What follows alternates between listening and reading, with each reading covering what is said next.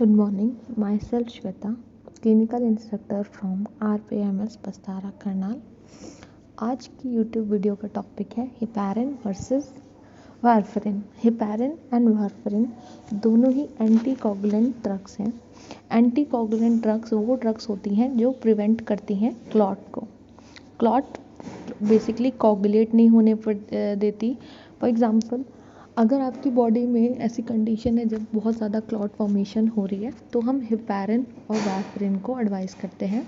Heparin आपकी ivy forms में use करी जाती है, जबकि वारफरिन को हम यूज़ करते हैं ओरल फॉर्म में। इंडिकेशंस हैं, anticoagulant are most commonly used among patients who are risk of developing clots. ऐसे पेशेंट जिसमें क्लॉट फॉर्म होने की बहुत ज़्यादा रिस्क है, चाहे वो थ्रोम्बोसिस फॉर्म में हो या एम्बुलाइज। थ्रोम्बस आपका एक स्टेशनरी क्लॉट होता है एंड एम्बुलाई आपका मूविंग क्लॉट होता है। Now heparin and warfarin tablet picture में भी मेंशन है। हेपारिन प्रिवेंट करता है थ्रोम्बिन को फॉर्म नहीं होने देता एंड प्रिवेंट करता है थ्रोम्बिन को, जिसकी वजह से आपका फिब्रिनोजन कन्वर्ट नहीं होता फिब्रिन में। और वारफरिन आपका रिड्यूस करता है विटामिन के क्लॉटिंग फैक्टर्स को, जो कि होते हैं आपके 10, 9, 7 एंड 2। अगर हमें शॉर्ट थेरेपी के लिए यूज़ करना है तो हम हेपारिन को प्रेफर करेंगे आईवी फॉर्म में या सबक्यूटेनियस फॉर्म में। रूट इसका क्या है, आईवी या सबक्यूटेनियस फॉर्म।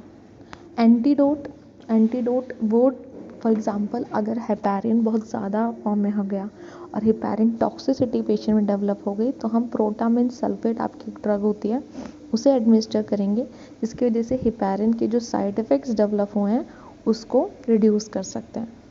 हेपारिन अगर ऐसी कंडीशन है कि पेशेंट प्रेग्नेंट है और उसे एंटीकोगुलेंट्स देने पड़ रहे हैं तो it is safe during pregnancy. Heparin के लिए हमें मोस्टली एपीटीटीज़ की वैल्यूज़ को मॉनिटर करना पड़ता है। हेपारिन एक एंटीकोगुलेंट ड्रग है जिसको बहुत सारी कंडीशंस में यूज़ किया जाता है।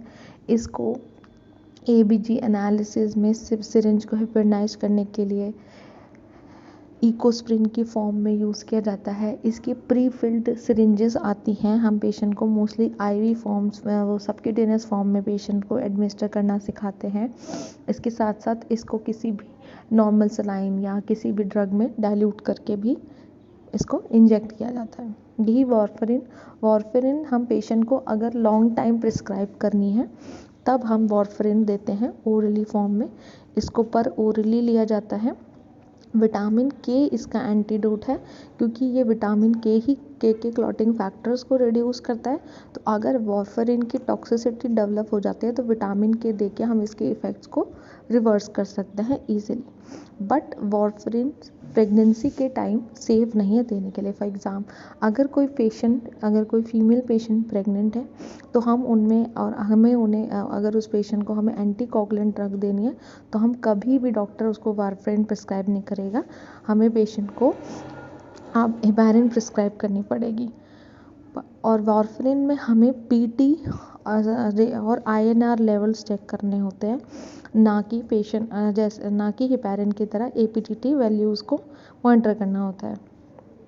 इसके साथ साथ हमें पेशेंट में कोगुलेशन स्टडीज़ को मॉनिटर करना होता है, एपीटीटी, पीटी, ब्लीडिंग टाइम, ये सारी चीज़ें। और उसके साथ अगर कोई पेशेंट को साइंस ऑफ ब्लीडिंग हो रहे हैं, वो फॉर एग्जांपल अगर पेशेंट को ईजिली पेटिशी डेवलप हो रहा है, ब्रूजेस हो रहे हैं, ब्लीडिंग गम्स हो रही है, इनके लिए तो अगर ऐसा कुछ हो रहा है तो हमें एंटीकोगुलेंट स्टॉप करनी पड़ेगी। Now I will end this YouTube video. Please like, share and subscribe to our YouTube channel RPIT Academics. Thank you so much for watching.